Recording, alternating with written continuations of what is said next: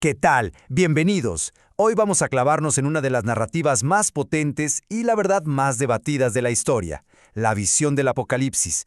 Vamos a tratar de entender ese conflicto final que, según las fuentes que analizamos, pues define el destino de todos. Nuestra guía principal para este análisis va a ser el libro de Apocalipsis. Y lo interesante es que este libro no presenta el clímax de la historia como un desastre nomás porque sí, sino como la solución, la resolución de un conflicto que se ha venido cocinando por milenios. Muy bien, ahora sí, entremos en materia. Para poder entender el final, estas fuentes nos dicen que tenemos que irnos hasta el principio, al mismísimo origen de un problema de proporciones, pues, cósmicas. Miren, en el fondo, el Apocalipsis es visto como el capítulo final de esta gran controversia.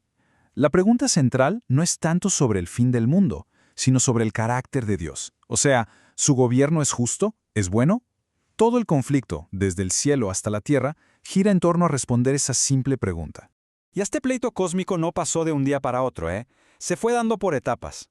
Empezó con una rebelión allá en el cielo, pero luego el escenario se mudó a la tierra con el nacimiento de Jesús, a quien el dragón intentó destruir desde el principio. La victoria de Cristo en la cruz fue un golpe durísimo, pero no fue el final. La batalla nomás cambió de frente y siguió a través de una larguísima persecución contra sus seguidores. Ahora, si tenemos un problema cósmico, pues tiene que haber una solución divina, ¿no? Y la clave para entenderla, según nos dicen las fuentes, está en un lugar llamado el santuario. Dios no nos dejó a ciegas. Según esta interpretación, nos dio un modelo, una especie de maqueta del verdadero santuario celestial aquí en la Tierra. Pensemos en ello como si fuera un mapa visual, ¿saben? Para que pudiéramos cachar su complejo plan de salvación y de juicio.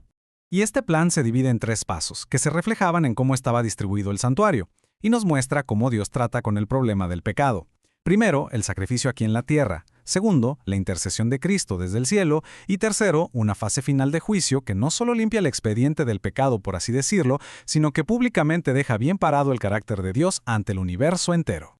Conforme la controversia va llegando a su punto más álgido aquí en la Tierra, varios jugadores clave entran a la cancha. Y esto es súper importante para entender cómo se va a desarrollar la batalla final.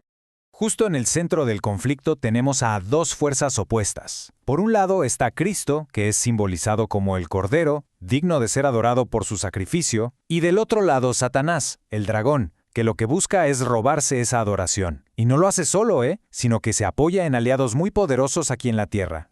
De acuerdo con esta interpretación, las fuentes identifican a un trío de poderes aquí en la Tierra que actúan en nombre del dragón. Primero, una bestia del mar, que se interpreta como un poder político y religioso que persigue a la gente y busca cambiar la ley de Dios. Segundo, una bestia de la tierra, que, aunque parece inofensiva al principio, termina hablando como un dragón y obligando a la gente a un sistema de adoración. Y finalmente, una mega confederación global de religiones llamada Babilonia. Y del otro lado de la balanza está el pueblo final de Dios, al que se le conoce como el remanente. Ellos no se definen por su poder político o militar, para nada, sino por su lealtad. Una lealtad a toda prueba. Se les describe como aquellos que guardan los mandamientos de Dios y mantienen su fe en Jesús, a pesar de una presión, inmensa. Al final, todo este conflicto se reduce a una sola cosa, a un asunto fundamental que va a obligar a cada persona a tomar partido. Es, digamos, el punto de no retorno. Y aquí está el meollo del asunto. La crisis final no es sobre economía o política, no en su raíz. Es una crisis de adoración. Cada ley, cada decreto en el escenario mundial estará diseñado en última instancia para forzar una elección de lealtad. Esta elección se va a simbolizar con dos signos completamente opuestos. Por un lado, el sello de Dios, que representa la obediencia al Creador y a su ley. Y por el otro lado, la famosa marca de la bestia, que representa la lealtad a un sistema de adoración que fue establecido por el hombre. Ojo aquí, que la marca no es un chip físico ni nada por el estilo, sino una característica del carácter, una decisión consciente de a quién se le obedece. Según la profecía, este conflicto va a llegar a un punto en que un poder global va a decretar que todo el mundo tiene que someterse y aceptar esta marca de lealtad. Esto va a crear una prueba de fe a escala mundial que va a polarizar a toda la humanidad. Y vaya, esta no es una elección que no tenga consecuencias. El libro de Apocalipsis es muy claro al advertir sobre el resultado de ponerse del lado de este sistema rebelde. Aquellos que eligen ser leales a la bestia, pues se enfrentan a las 7 últimas plagas.